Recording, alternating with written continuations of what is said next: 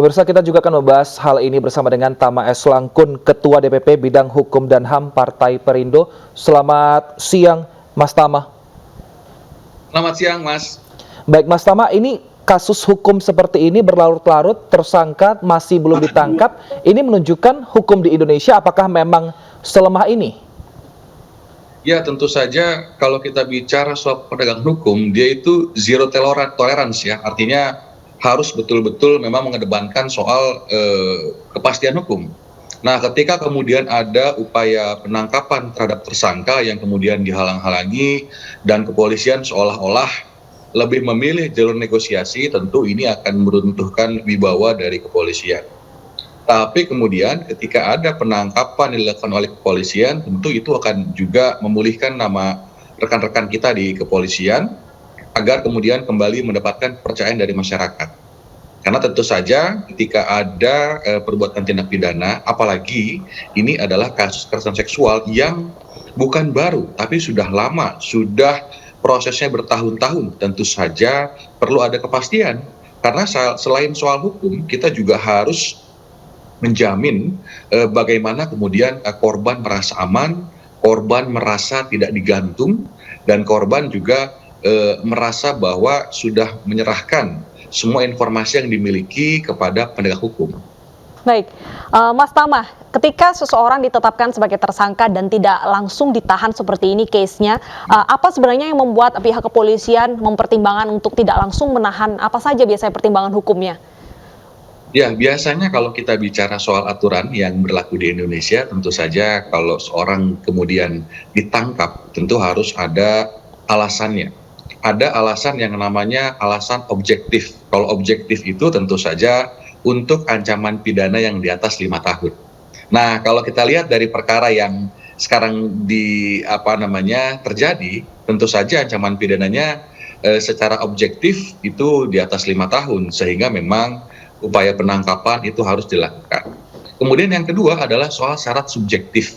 Kalau subjektif itu adalah misalnya takut pelaku melakukan perbuatan yang sama, takut pelaku melarikan diri. Nah, kalau menurut saya dari alasan objektif maupun syarat subjektif, maka penangkapan itu harus dilakukan. Karena apa? Karena tersangka kemudian dianggap tidak kooperatif karena tidak menghadiri panggilan, itu yang pertama. Kemudian yang kedua, ini juga dalam konteks upaya penangkapan yang bersangkutan melarikan diri. Nah, ini yang kemudian juga secara subjektif maupun objektif secara hukum, memang upaya penangkapan atau penahanan tersebut itu perlu dilakukan. Jadi memang selain memang kita juga tetap harus mengedepankan azas praduga tidak bersalah, tetapi proses hukum pun juga tetap harus berlanjut. Bagaimana membedakan penangkapan secara biasa? Kalau kita lihat kan saat ini penangkapan gambar langsung yang kami tayangkan ini sepertinya lebih banyak personil kepolisian dan diperkirakan akan secara paksa. Adakah indikator yang membedakan penangkapan secara biasa dan juga secara paksa, Mas Tama? Ya, tentu saja kalau bicara penangkapan sebetulnya sama. Sebenarnya kan ini harapannya atau tujuan dari proses hukumnya adalah melakukan upaya penahanan karena tersangka dianggap tidak kooperatif dalam menghadiri panggilan-panggilan pemeriksaan dari kepolisian. Bahkan misalnya tersangka pun juga sebenarnya sudah melakukan yang namanya pra-peradilan. Jadi sudah melakukan pra-peradilan, kemudian juga kalah dalam proses pra-peradilan, itu artinya proses hukum tetap berlanjut. Nah, kemudian apa yang membedakan? Tentu saja dalam konteks teknisnya, kepolisian pasti akan mempertimbangkan soal keselamatan, mempertimbangkan soal meminimalisir terjadinya konflik, kemudian juga soal tantangan.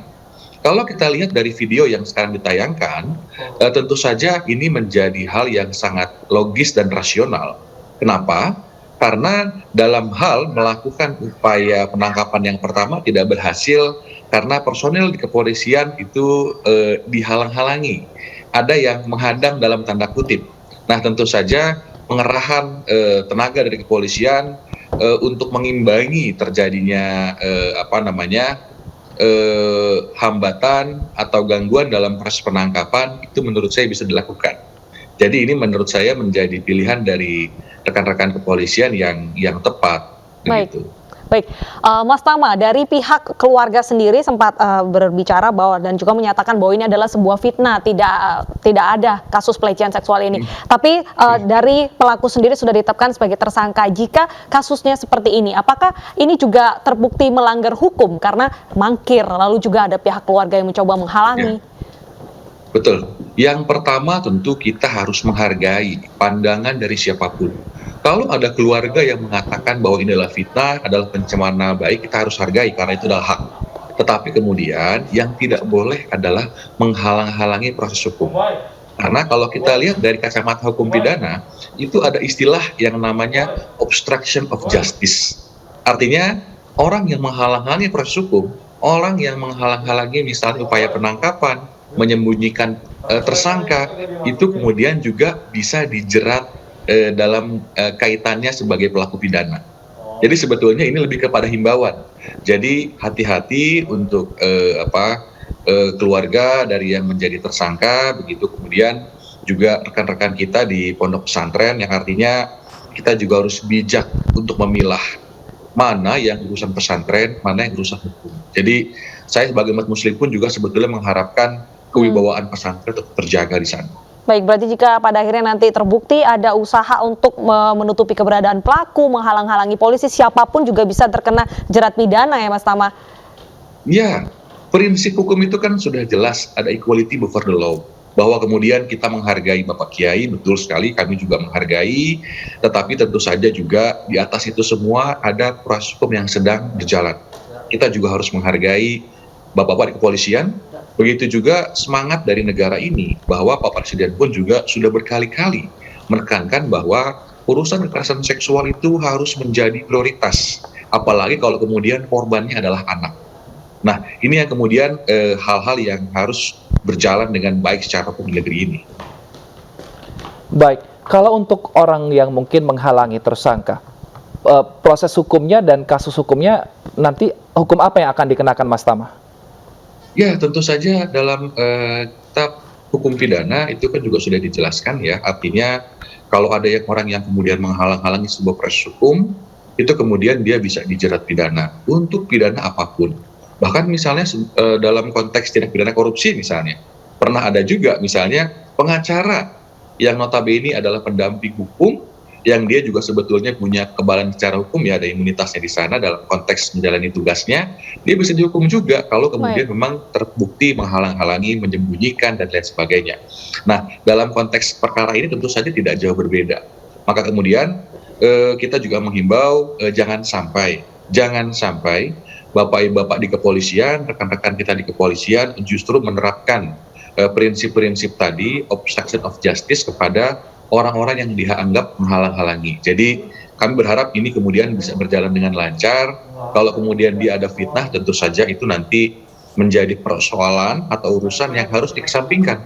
Kenapa? Karena untuk sementara ini, sebelum kasusnya selesai diproses secara hukum, maka yang namanya pencemaran nama baik, yang namanya fitnah, yang dialamatkan kepada pelapor, itu harus dikesampingkan. Karena apa?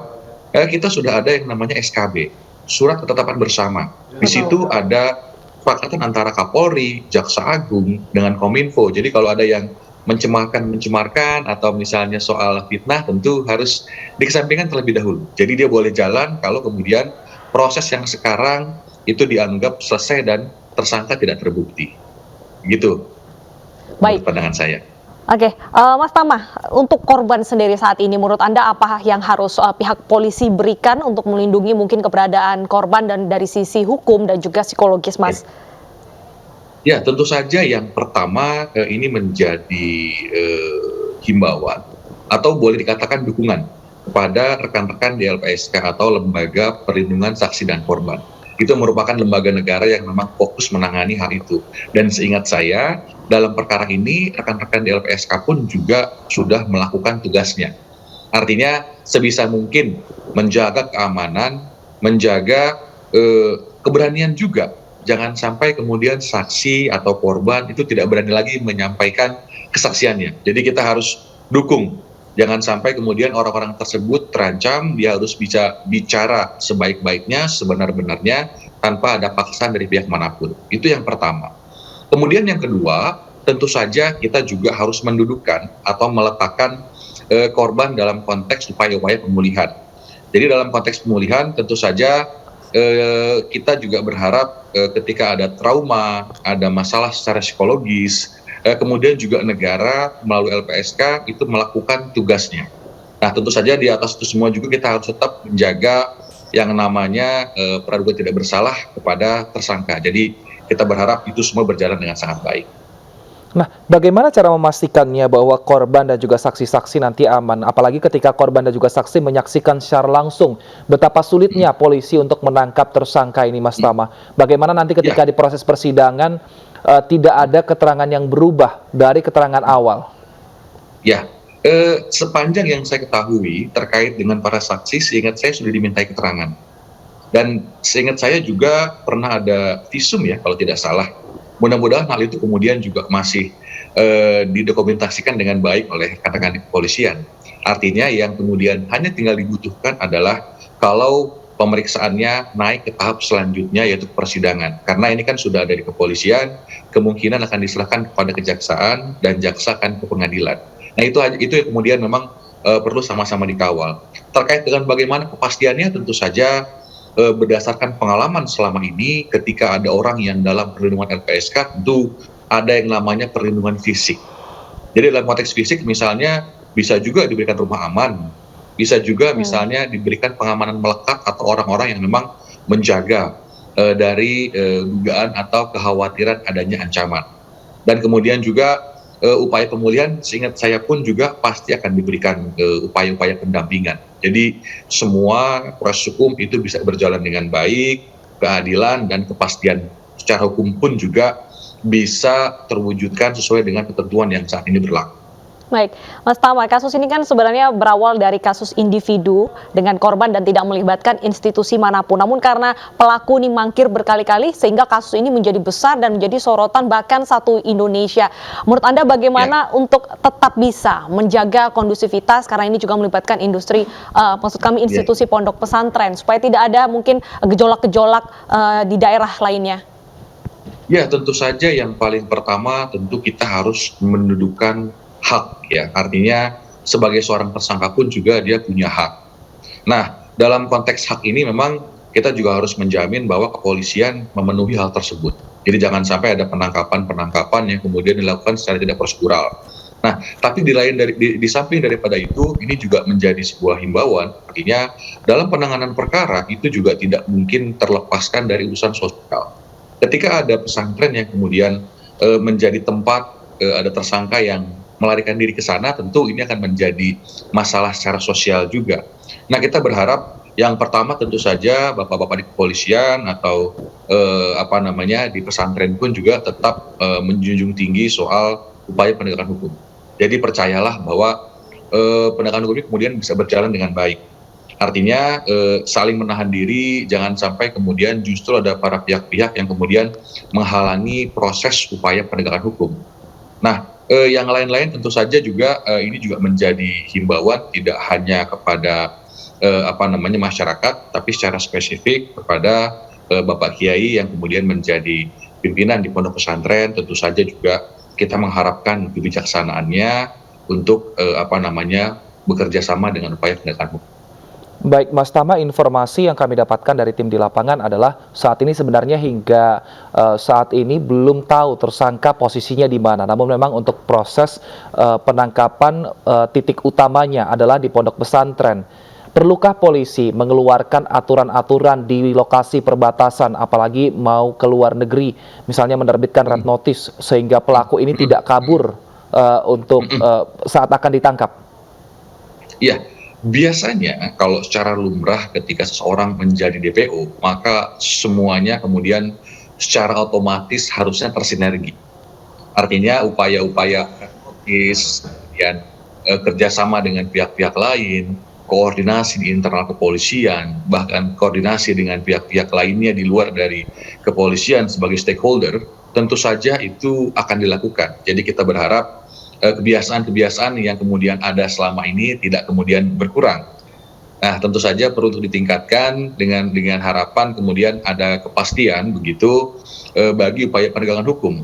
Nah, dalam kaitannya DPO, tentu saja kalau kita bicara soal ke luar negeri dan lain-lain, harusnya secara otomatis itu tidak bisa dilakukan.